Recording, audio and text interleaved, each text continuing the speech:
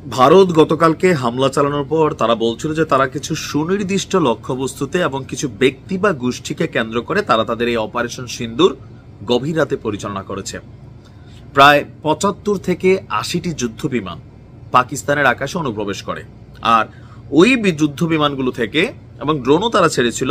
তো পাকিস্তান ৫টা ভূপাতিত করেছে, বাকিগুলো কিন্তু ফিরে চলে গেছে। এটা তথ্য উপাত্ত বিভিন্ন জায়গা থেকে আমরা যতটুকু তথ্য পেলাম। এখন এই যে সুনির্দিষ্ট ব্যক্তি বা গোষ্ঠী বা পরিবার বা ধরেন জায়গাকে টার্গেট করা হয়েছে, এর মাঝখানে একটা জিনিস কিন্তু সামনে আসছে আলোচনায়, আপনার যার নাম মাওলানা মাসুদ আজহার। ১০ জন তিনি সহ সম্ভবত আপনার না তিনি না মানে তার পরিবারের ১০ জন এই অপারেশন সিন্দুরে নিহত হয়েছেন। দর্শক, পাকিস্তানের বাহাওয়ালপুরে গতকালকে ভারতের ক্ষেপণাস্ত্রের একটা অংশের আপনার হামলার লক্ষ্যবস্তু ছিল।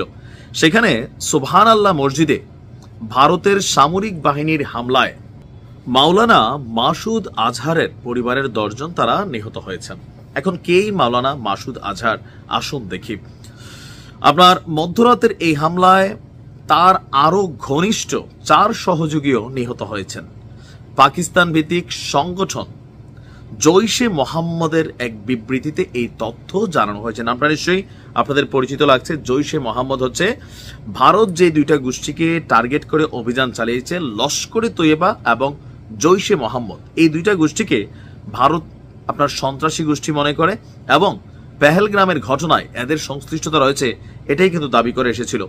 পাকিস্তানি সংগঠন জৈশে মোহাম্মদের প্রধানের দায়িত্বে আছেন মাওলানা মাসুদ আজহার।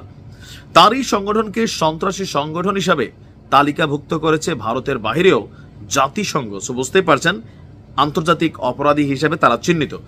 জৈশে মোহাম্মদের বিবৃতিতে বলা হয়েছে, নিহত ব্যক্তিদের মধ্যে মাসুদ আজহারের বড় বোন, তার স্বামী, তার ভাগ্নে, তার স্ত্রী, ভাগ্নি এবং তার পরিবারের ৫ সন্তান রয়েছেন।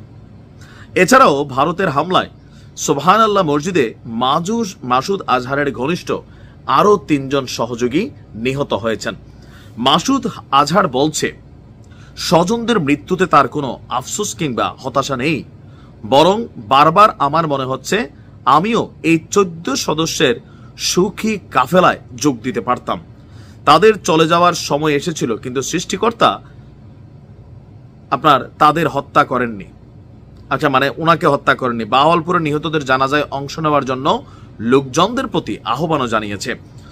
দর্শক, ২০০১ সালে ভারতের পার্লামেন্টে, ৮ সালে মুম্বাইয়ে, ২০১৬তে পাঠানকোট এবং ২০১৯-এ পুলওয়ামা হামলার সঙ্গে মাসুদ আজহার জড়িত বলে অভিযোগ করে আসছিল ভারত।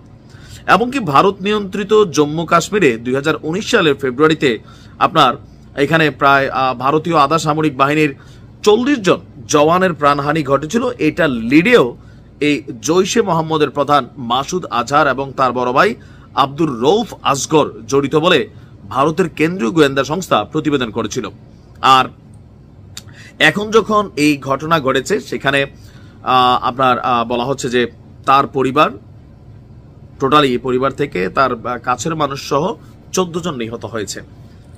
এখন আমি মাঝে মাঝে বুঝি না যে এই টাইপের যে দলগুলা, এরা আসলে কি চায়।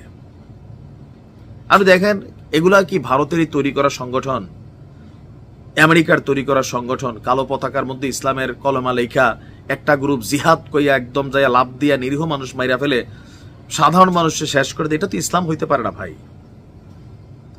একজন মানুষকে বিনা কারণে আপনি হত্যা করলে পুরো মানব জাতিকে হত্যার একটা দায়ভারের মতন একটা বক্তব্য আছে।